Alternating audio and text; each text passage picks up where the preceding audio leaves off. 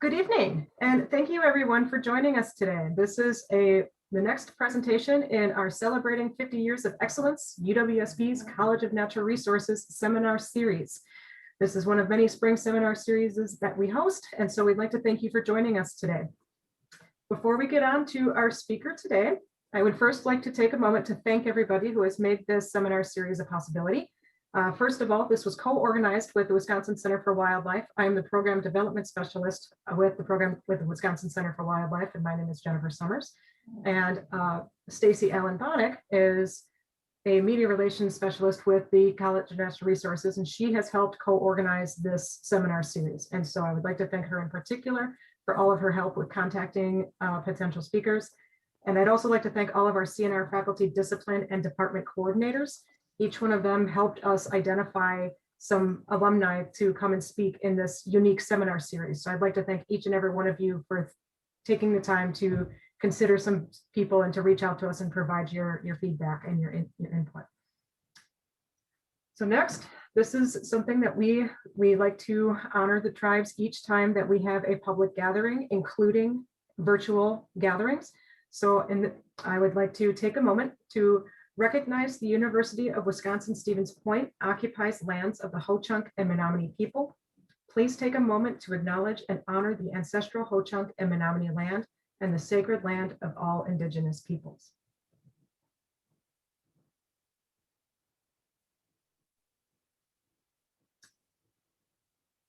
Okay, and so this is now the fourth presentation in this seminar series. Next week, we have one of our paper science and chemical engineering graduates who graduated in 2020, and he's going to be sharing his story. So please check back with us next week. You can see more information about our presentations and this series at uwsp.edu/WCW.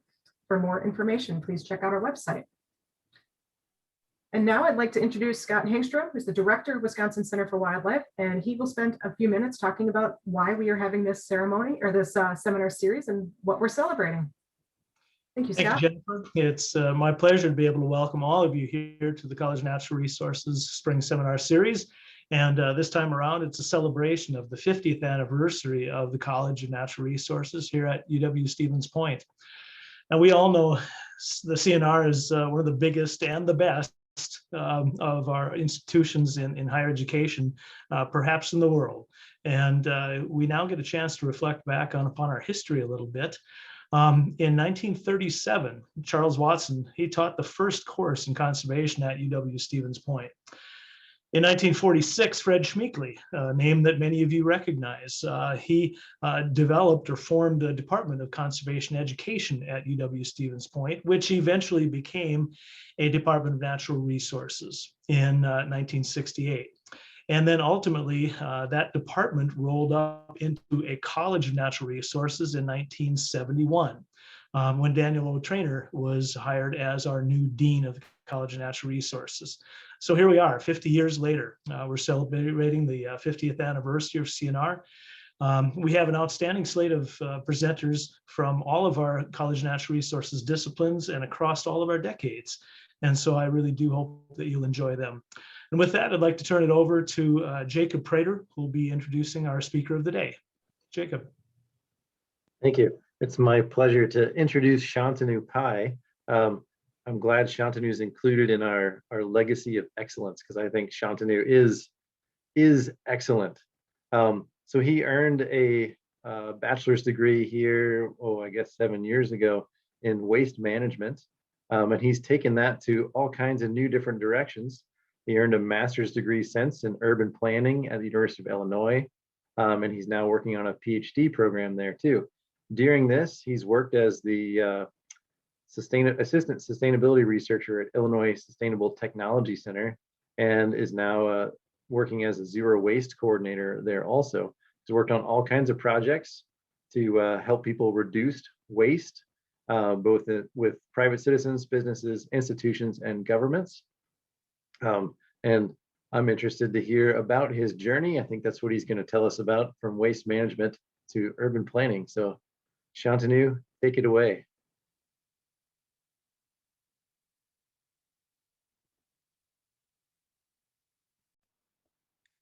Thank you so much. Give me 1 second to set up screens.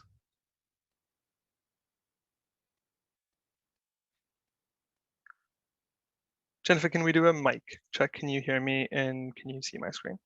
Yep, I can hear you and I can see your screen. Perfect. Thank you so much. Dr. Breda, thanks so much for your introduction. Firstly, I'd like to thank the college for inviting me to speak at the part of the seminar series. This is one of the stranger presentations I've made, as what I'm presenting to you is me, or rather my very short journey from waste management to urban planning. I plan to walk you through this journey presenting 6 distinct projects, some complete, some ongoing, some yet to begin, but they all serve as mile markers in this journey. Quick note before I go any further, all of these projects are accomplished by groups of exceptionally talented individuals that let me be part of their success. For each project that I've included, I have added a link at the bottom that'll take you to more information on the project team and current progress. If you want to know more or want to get connected to the team, please do reach out. By the end of this presentation, what I hope to convince you that although my work at the Illinois Sustainable Technology Center over the last 7 years seemed to be all over the place, the thread that connects them all is my education experience at the College of Natural Resources. Before we get ahead, I am Shantanu. As Dr. Prater said, I went to Point. I graduated in 2013 with a major in soil and waste resources and a minor in communications. I was born and raised in Pune, India, a small city of 3 million people in Western India, and currently live in Chicago. So before we go and talk about what I do now, I'd like to tell you what I did in Point, because like I said, I think those two things are very, very related. So starting as a freshman, and throughout my time at Point, I spent a large chunk of my time working in university dining. At university dining, I learned that I thoroughly enjoy working in very fast-paced environments. Here's also where I first had the opportunity to manage staff, and I quite enjoyed that too. Bringing a team together and achieving short-term goals is something I knew I wanted to take beyond Point.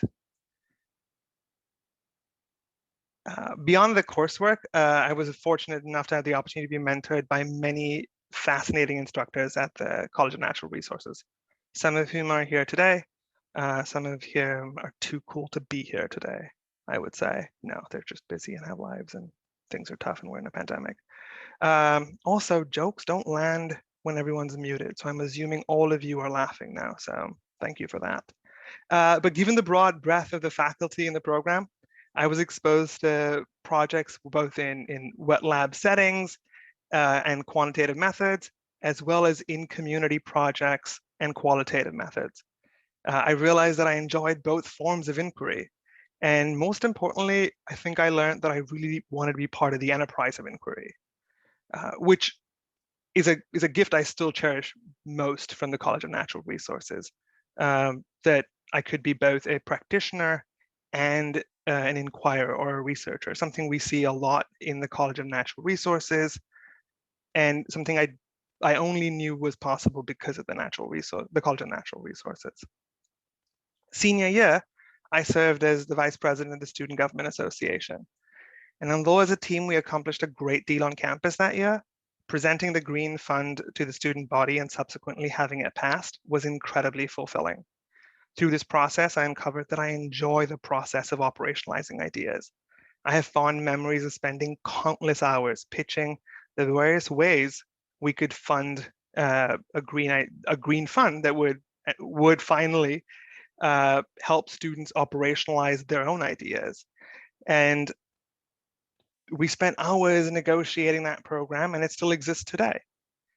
So through my experiences at Point, I uncovered that I really enjoy working in 3 distinct scales: spaces that let me accomplish something today, spaces that help find solutions for tomorrow, and spaces that enable us to plan for the day after. And that's what I do today. Through my academic training at Point, I knew I wanted to work in waste, and also that I want to be part of the enterprise of inquiry. Post-graduation, I was very fortunate to find a group at the University of Illinois that did everything I wanted to do across the 3 scales and focus on waste. At the Illinois Sustainable Technology Center, I primarily work in the Zero Waste team, where we undertake projects that help businesses and communities increase their diversion, reduce their waste generation, and overall environmental footprint. These projects range from multinational food manufacturing facilities and airports looking to go zero waste to small family-owned businesses looking to find end markets for their manufacturing scrap. The work of the Zero Waste team led me to serve as the interim Zero Waste coordinator for campus the last 17 months. Similar to UW-SP, the U of I also owns and operates its own waste transfer station. And this really lets me do what I learned at UW-SP every day. Here's where I help run the daily operations of our disposal and recovery operation. We're processing an average day about 50 tons of material. We're recovering everything on site. We're baling it. We're able to participate in the commodity market. It allows me the very tactile. It allows me to really engage in the concepts that I learned as a student, allows me to engage with the concepts I help businesses with, and test out and implement waste reduction and diversion projects at scale. The U of I is a family of 50,000 individuals that works in distinct ways that mimics real life. And that's what I enjoy to do, and that's where I realized that what I like to do also involves how cities work.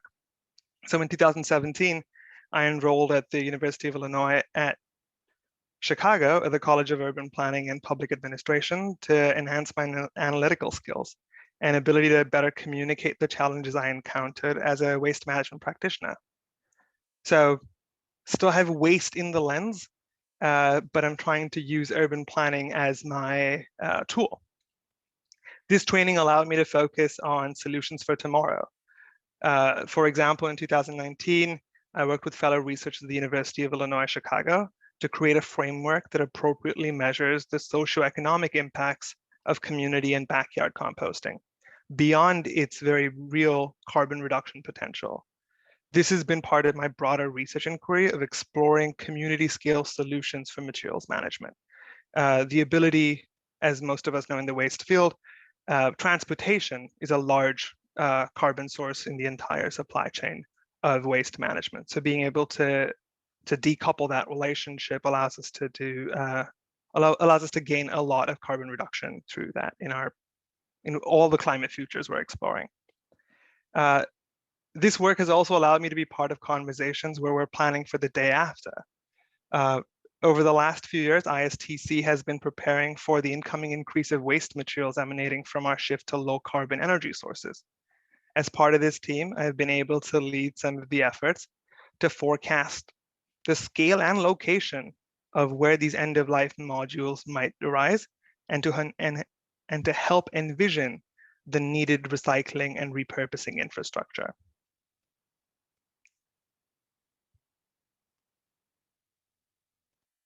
So 2 years ago, I decided that I wanted to continue my education and pursue a part-time PhD in urban planning and at the University of Illinois in Chicago.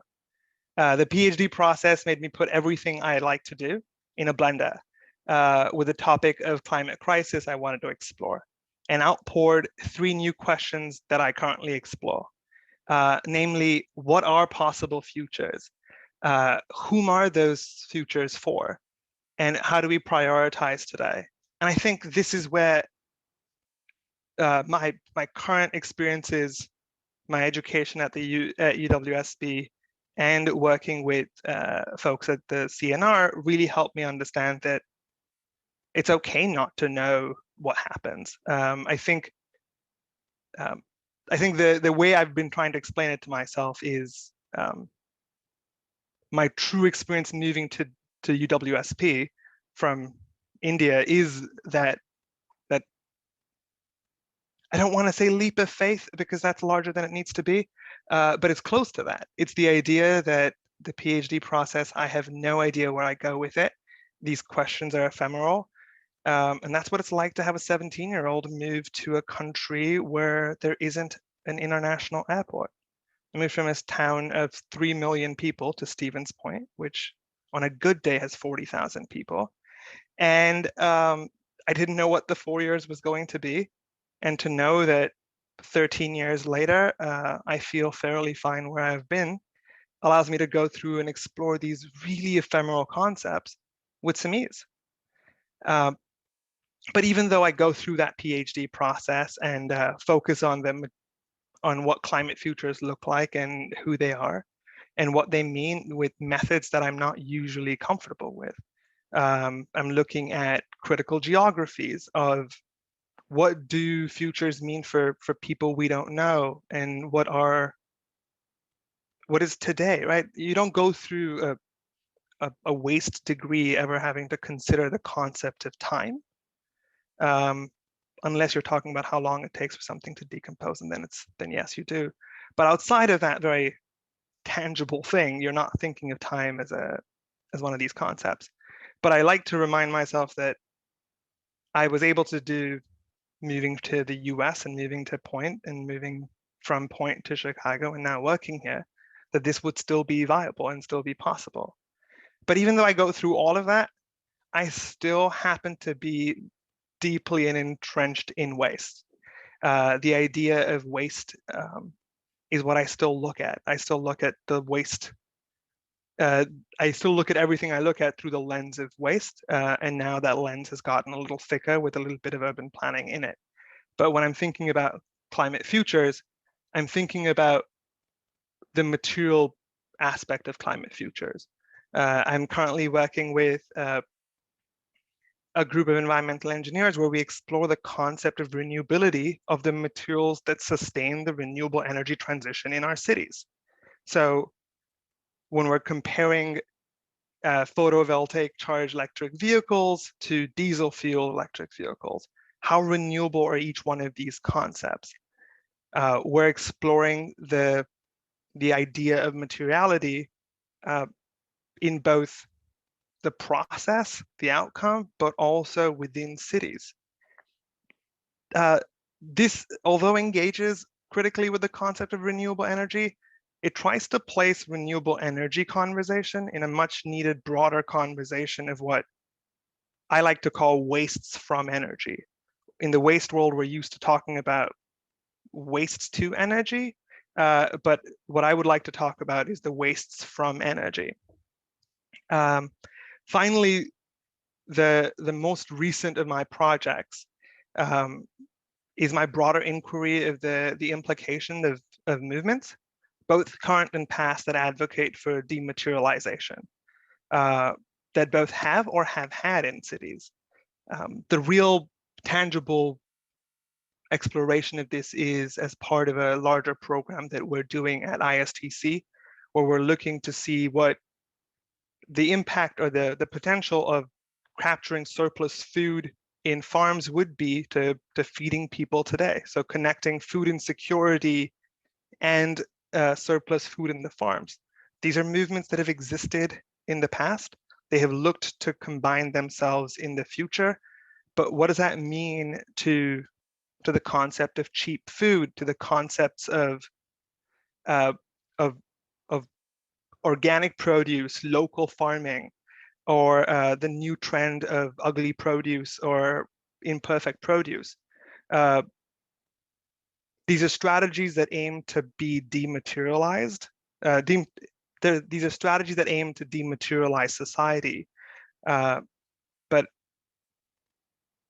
I want to look at them in the criticality of who are they for and what are they doing.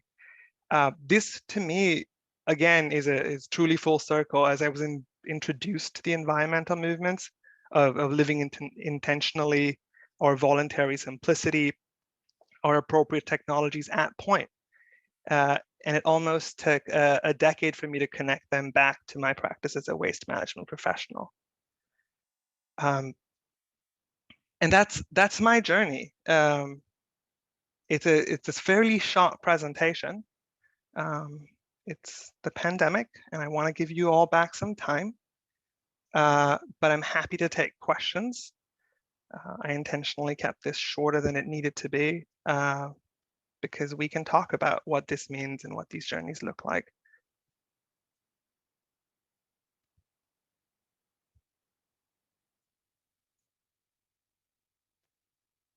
Did I lose everybody?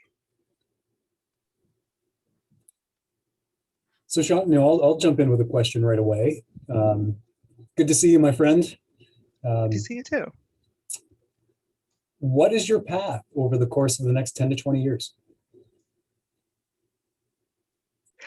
I think I've gotten away with doing everything I wanted to by never answering that question.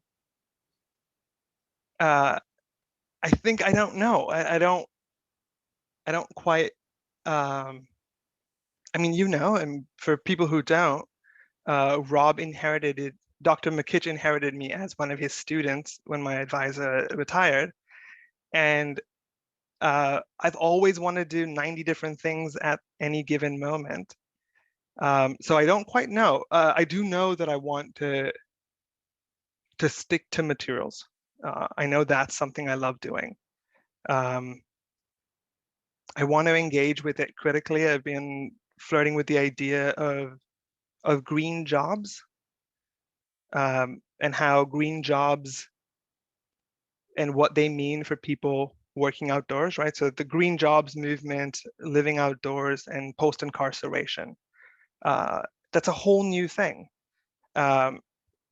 So to answer your question, I don't know where I want to go, but I know the direction. Without direction, it gets slow. If I did have a direction, I think I would be able to focus on find myself a peak and claim it. And without that, I don't have one. Does that answer your question? Did I run around not answering that question? I think your answer of uncertainty is a good answer. Okay, thank you.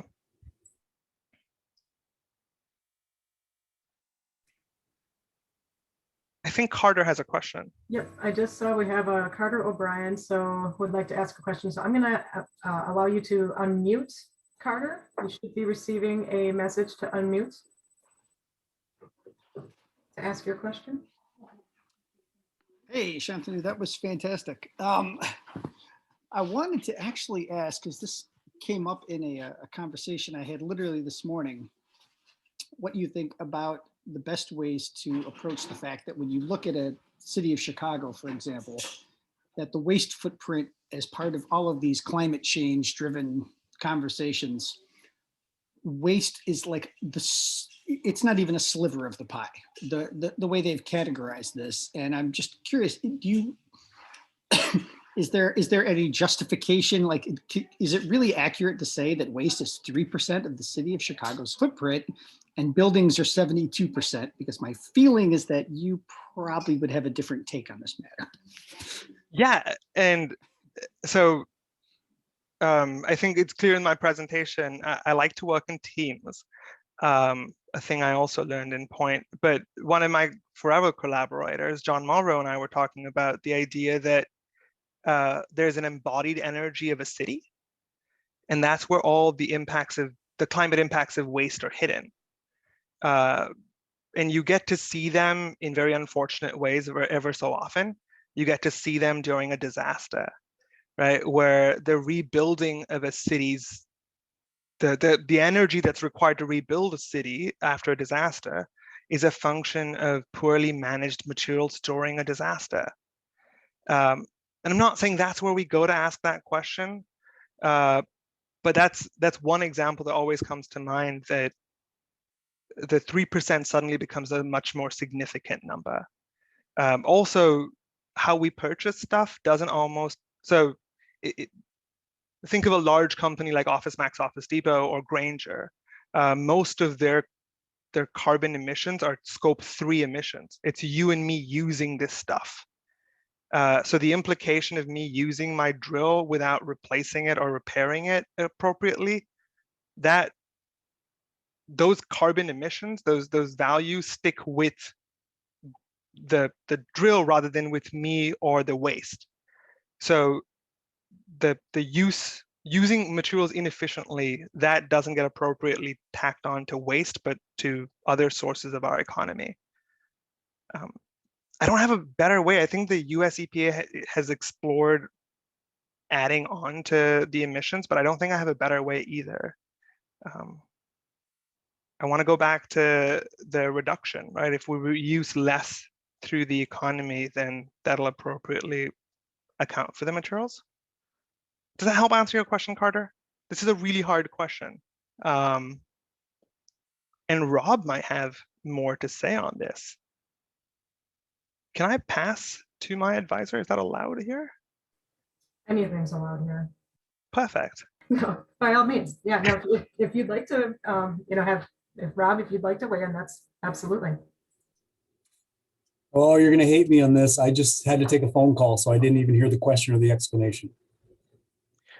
Well, no, but I think Carter is right. The 3% is low. I don't know how we would appropriately tack it unless we go the disaster route, which is where I would go to talk about it.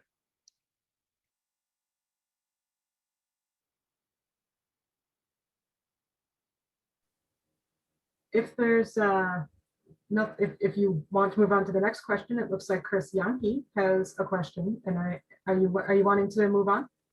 Yeah, Carter and I will talk every week. Okay, so Chris, I'm gonna send you a button to unmute. Cool. Am I unmuted? You are Sweet. unmuted. First of all, I really your approach is so refreshing, because I just had this conversation with a number of students. So students want to go to graduate school, and they want, and I try to explain like how you go from like a general education and kind of turn your ideas into questions, and then try to find the right fit.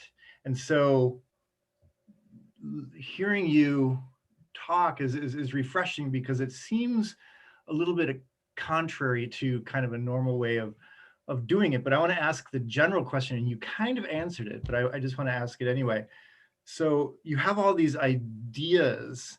So where, the general question is, where do you think good ideas come from?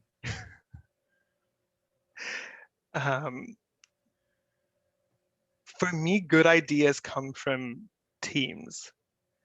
I need people to think through bad ideas. And I have a ton of them. I can show you my whiteboard.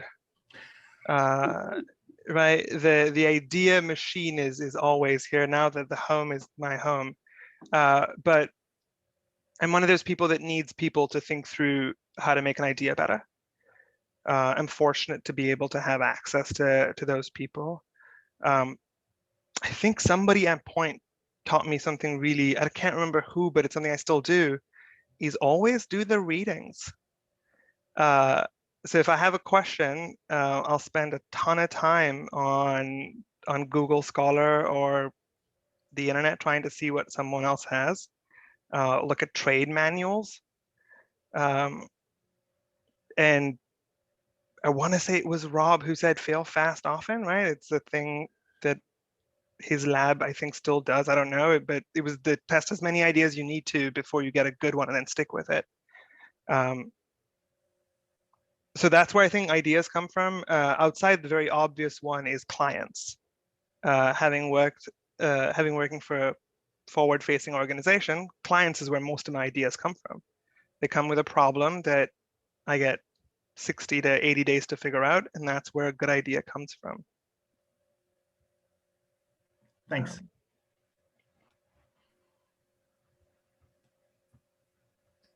Thank you, Chris. Good question.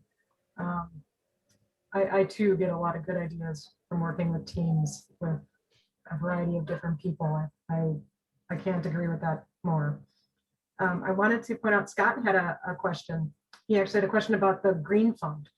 So he asked, was UW-SP a leader in this program or a follower? And where has the program gone from when you were here? We were not a leader, I don't think. This was 2013.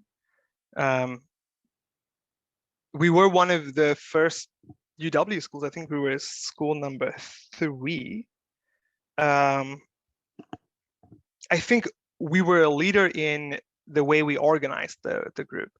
I had read, again, a ton of grassroots organizational stuff when we were thinking through this. I had a fascinating team that would let me explore alternative self-managed programs and how this entire structure would be student focused. And I think that is still very student focused. Ideas come from students. Ideas are implemented by students. It was, so I think the leadership that UW-SB took was in the way we organized the Green Fund, the way we implemented it, and we did very small tweaks that some people hadn't thought of back then, is the ability to roll over funds, right? The very pedantic, parochial idea of being able to take money from one year and keep it for a larger project for another year was our genius. I think that's where finding a mechanism and a home for that idea was, I think, what made the Green Fund moderately useful. I don't know how successful it is anymore because I graduated and I haven't kept track with it, but I'm happy to reach out. I know Alex Thomas is here, who was one of the first administrators as a student, but I'm happy to go back, find some information, use this as an excuse to reach out to some people and get you more information. So Shantanu and Scott, I can chime in just briefly. COVID has drastically changed the number of applications that have come into the Green Fund, and there has been a large surplus that has built up, and the Green Fund is actively looking to fund projects to bring that amount of money down. And like Shantanu mentioned, the beauty of it was to roll over the money that wasn't used, and it's there to do wonderful things on campus.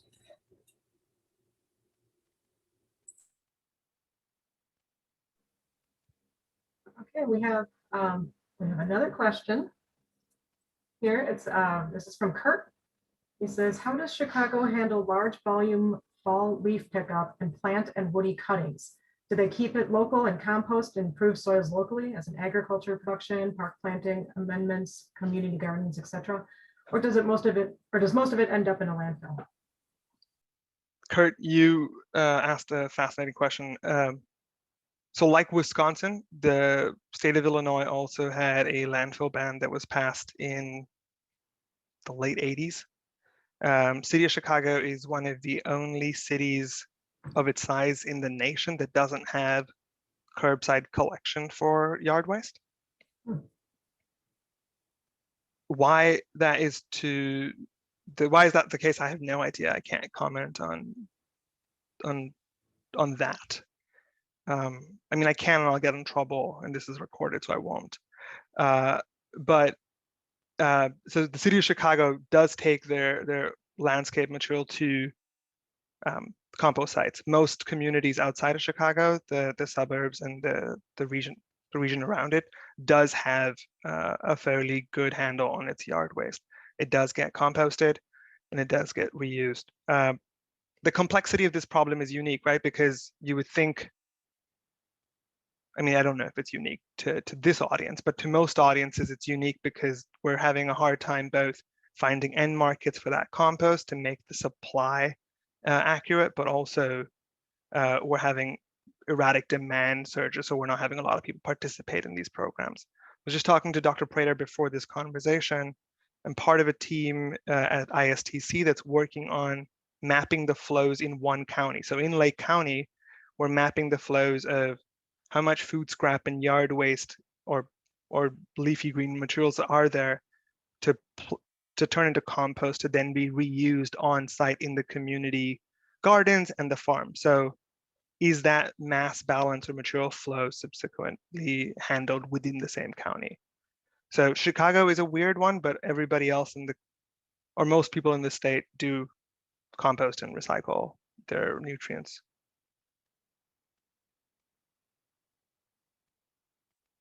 I'm sorry for giving you a long answer for what should have been a very simple answer, but that is the city of Chicago. There, I got my joke in for the city of Chicago. You guys are welcome.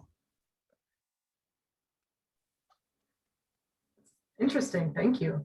So we have any other questions? You can feel free to either put it in the chat or you can, if you know where the reactions button is down in your lower on the ribbon of your controls at the bottom, there should be a raise hand function, or if so you're welcome to either raise your hand or you can, there's depending on the version of Zoom you have, you might have to click on the participants button and the hand raise feature might be in there. Otherwise, you put it in the comments. Any other questions?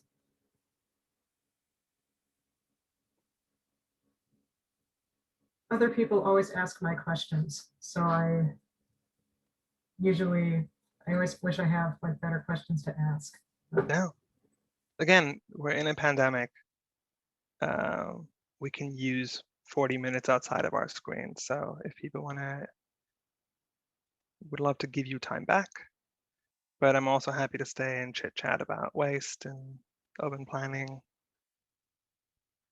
Doing a study, like I mentioned to Rob early on, about green jobs and formerly incarcerated individuals. So I've been thinking about that a lot recently. Outside of that, I don't know. Oh, Chris, yeah.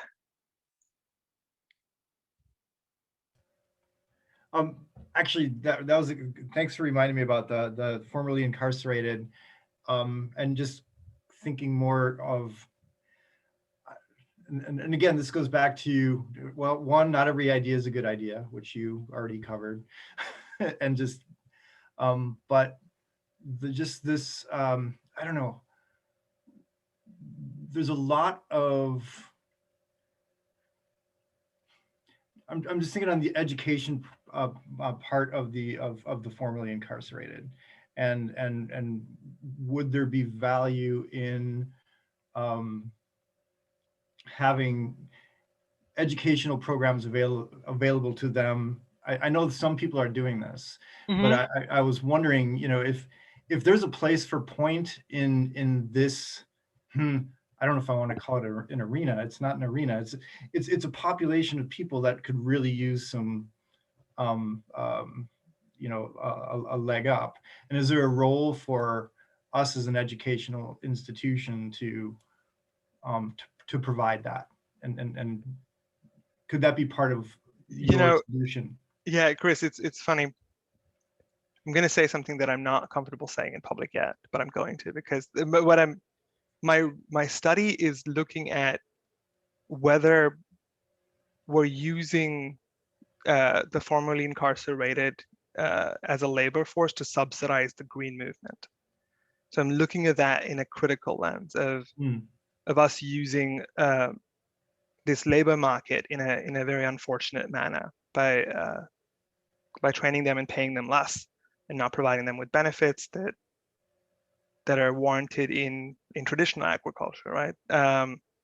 Without giving them the opportunities to debt and access to credit like the traditional market.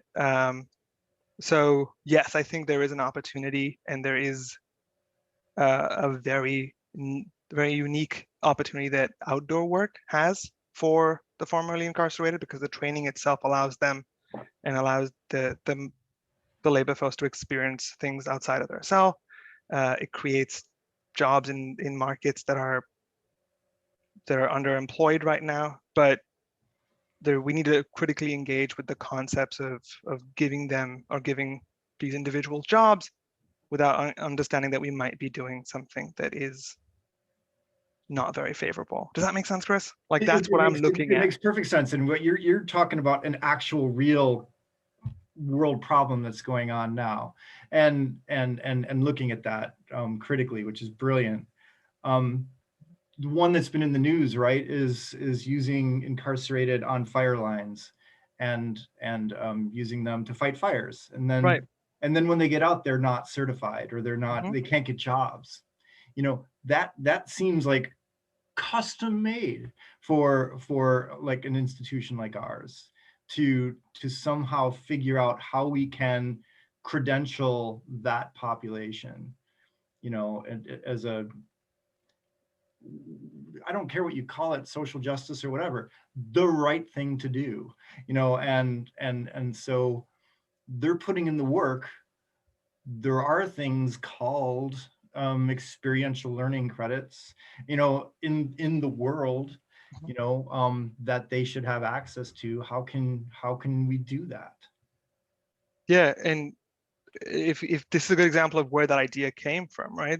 This idea came to me from the city of Chicago's one of the largest and the city of Chicago's largest department that hires formerly incarcerated individuals is trash pickup, trash collection, right?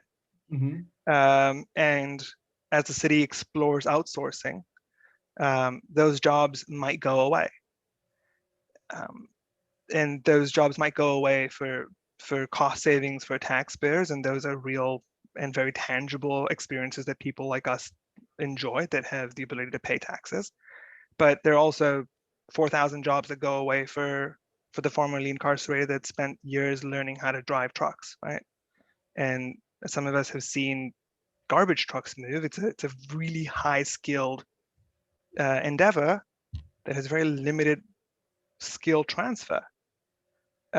So like firefighting, right? Firefighting is a very high skilled labor market that the only other transferable skill set you can use it for is a criminal offense, right? And I know I'm being facetious, humor is part of my methodology, I guess, but the idea is that we're training individuals in spaces that have very little transferability, but have very high skill. So if we don't reconcile with the concept of having those skills be validated, or as you said, credentialed, we lose the opportunity to actually have long-lasting change in the green movement. And what we're doing is subsidizing it. And I'm happy that we're doing that. We just have to call it out then. That's another thing I've learned as a researcher. I have no problem calling things out because I have the luxury of being protected by a university, and I quite cherish that. One thing I cannot see is if other people have hands up. And so, because I want to, because you're in Chicago, and I was at a talk where Rahm Emanuel, I was out in New York, Rahm Emanuel was talking at an education conference, touting the whole free community college idea in Chicago. And so I don't know if that's still something that's going on in Chicago, and if that somehow can dovetail into what you're doing. That isn't, but there is. Through my work recently, I found there are almost 40 organizations in Chicago that do post-incarceration training and education.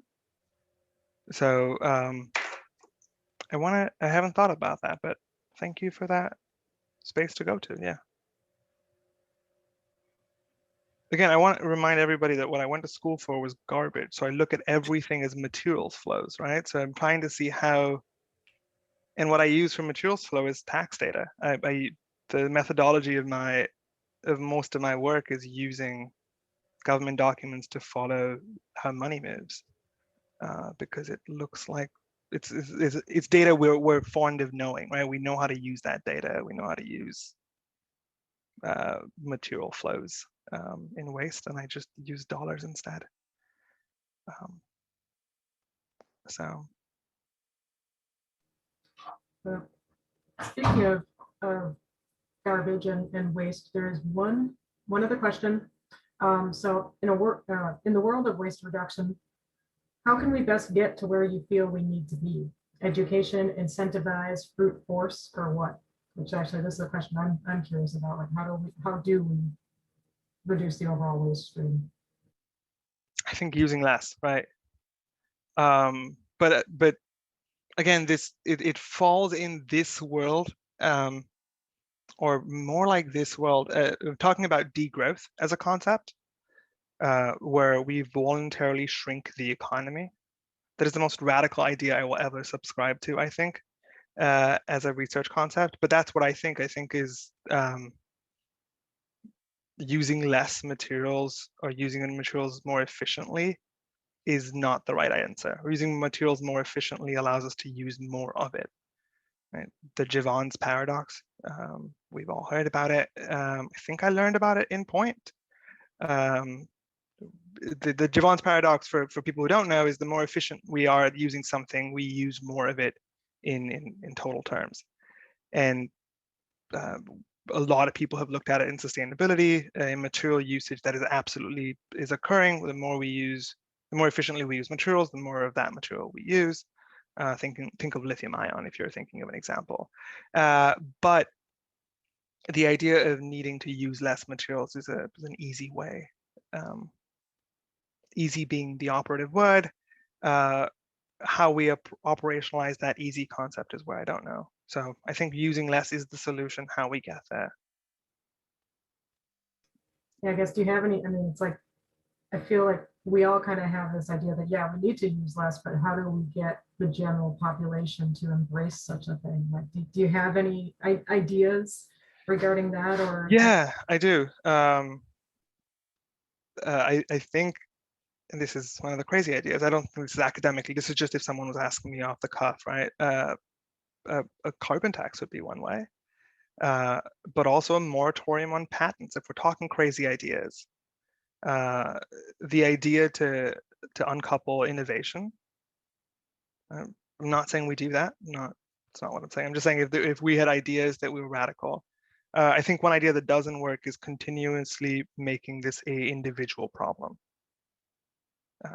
I refuse to tell someone that you can recycle more or you can reuse more and that'll solve it. That's if you're asking what doesn't work in my head, is focusing all of our conversations at the household level, where we tend to be most often. I would agree with that.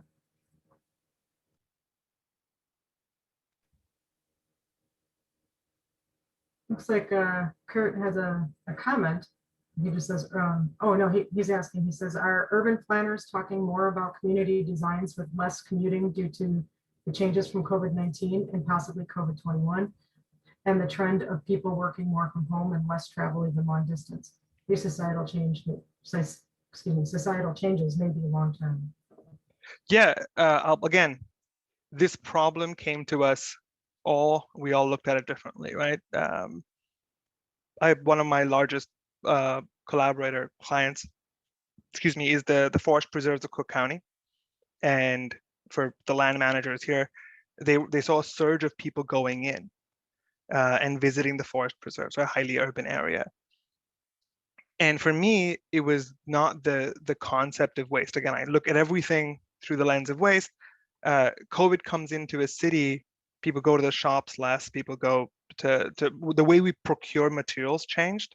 So the location of cardboard changed. Right? If you think of that very basic idea, and what does that mean for Christmas shopping this year, right? Cardboard moves from your warehouse where we have a higher recovery to your household where your tote doesn't fit the cardboard box you just bought your new TV in. So the materials we bought didn't change very often, right? We now see data that shows that people spent more dollars on home renovation and durable goods, which means a lot more cardboard moved through the economy, but moved in different places. A lot of waste was being generated, but it was being generated at different locations. We're spending a lot more time at home. Restaurants are more efficient at making food than households are.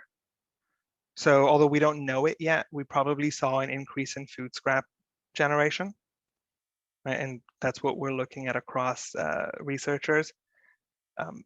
Transportation flows changed when we talked about residential waste and commercial waste. How people move is something I don't look at. And not that it's not interesting to me, I just don't look at it, so I can't answer that question. But I would bet that people are looking at it in the way you're asking.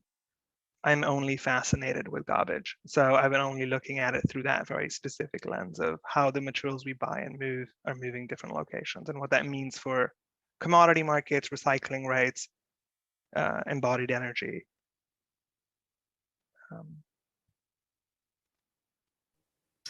I also think about that in terms of like the different form of waste, I guess you could say. And like, we have all these office buildings and I wonder how many of them are going to sit vacant now as more people are able to work from home. And that becomes a new normal and office space isn't as necessary anymore. And so we have all these buildings that are just using energy that need to be. So I don't know if you you think about things in terms of that way at all either. I mean, it's not. No, I mean, but So, I know a lot of collaborators I work with look at it as an opportunity to look for alternative uses for these spaces, right? So are we going to see a surge in indoor farming? Is that going to change our food flows? But that has connotations with zoning and what we consider as good urban practice and urban economies. So when they have a waste question, they'll come at me, but until then, I'm going to stay in my lane. But yeah, they're right. There's this new material flow. The reason we went into the farm to food bank project was because we saw a surge in consumer flows during COVID, right? How people bought produce, or I was talking to a dairy farmer. Schools being shut down created a surge in milk production, right? Demand for milk goes down when schools are shut because a lot of milk is consumed in school during the lunch hour. So then the logical next step is, can you go to cheese, right? Can you go to a byproduct? But you can't have people come to work because of COVID. So these changes required us to think through, can this move to food banks? And that's when we reached out to the Illinois Farm Bureau, Feeding America and Feeding Illinois, and we're now surveying farmers across the state to understand the volume of this surplus. So COVID has got me thinking, and a lot of us thinking, but again, I'm sticking to waste. I actually have, if no one else has any questions right now, I actually have a follow-up to the question when we were talking about, reducing waste and waste reduction and how we get there. And you mentioned a couple of ideas that you described as radical, and in terms of altering the economy even. And so I guess I'm curious, do you feel, based on your expertise in this field, that a radical idea or radical change is needed? And because I do agree that it just putting individual responsibility, the average household is not the way to do it. But I'm wondering, if we need something more systemic, do you think that something radical is the answer? I'm in my 30s and I have a career ahead of me, and this gets recorded. So I don't know is the answer I'm going to give you while we're being recorded. I also know that radical ideas tend to get co-opted pretty quickly. Again, didn't think garbage man Shantanu was going to reach hegemony of power, right? But the idea that radical ideas get moved into spaces of co-option fairly quickly is something I've been recently reading. So I don't know if we need radical ideas or less ideas, or everyone just taking 3 days off, right? I mean, these are all radical ideas in their own way. Going to wait until I know exactly what I want to say before I say it on this, though. So yeah, I don't know. I don't mean to put you on the spot. No, it's fine. I don't know if I need radical ideas or good ideas or ideas that don't change every 5 years or 4 years, right? Yeah. I didn't mean to be facetious with that answer about me being in my 30s, but that's true. And I'm scared. So yeah. No, I get it. It's a big question, and it's something that, yeah, it's kind of a, I mean, it's just the topic of waste reduction in general is kind of it's a difficult topic. It's a big thing.